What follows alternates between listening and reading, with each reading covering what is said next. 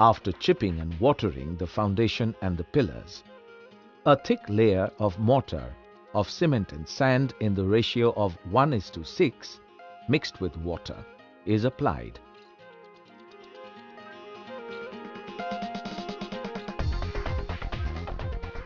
As with bricks, the walls are erected by first placing blocks at the two corners. A water-level pipe is used to ensure that the corner blocks are placed in a straight line. A rubber mallet is gently tapped to straighten the block. A plumb line is used to ensure that the block is vertically straight. As in bricks, a thread line is tied between the two corner blocks for aligning.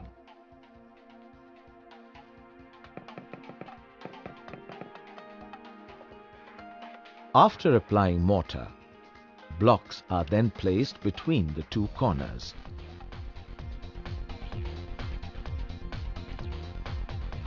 If there is a gap between two blocks, the length is measured.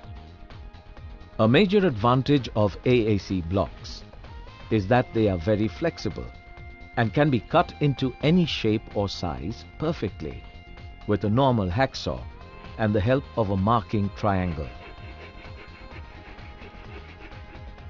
These perfectly cut pieces of the required length can easily be used to fill the gaps in the wall. After the base layer is complete, the thick mortar is not required anymore. Another distinctive advantage: a thin layer of mortar of cement-based adhesive and water in the ratio of 3:1 is prepared for building the rest of the wall. The thin layer mortar is then applied with a trowel to maintain a thickness of 3 mm and avoid wastage. As usual, the layers are erected after first laying the corner blocks.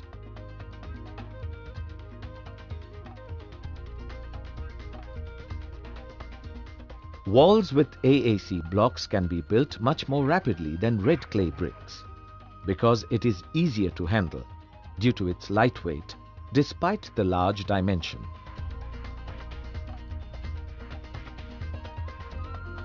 A water level is used to ensure that the wall is horizontally straight, is that they do not require curing as required for red clay bricks.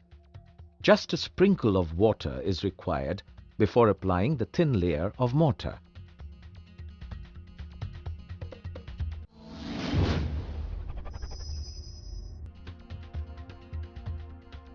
Let us now study the comparison between AAC blocks and red clay bricks.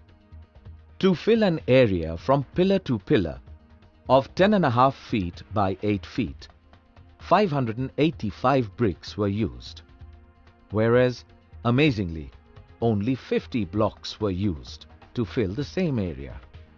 The time taken for erecting the brick wall was 6.5 hours, whereas the blocks clocked at 3 hours only. To bond 585 bricks, 1,656 joints of 15 mm to 20 mm thickness, a thick mortar of 2 bags of cement and 20 cubic feet of medium sand was used, while to join 50 blocks with 162 joints of average 3 mm thickness, less than 1 bag of ready-mix thin mortar was used.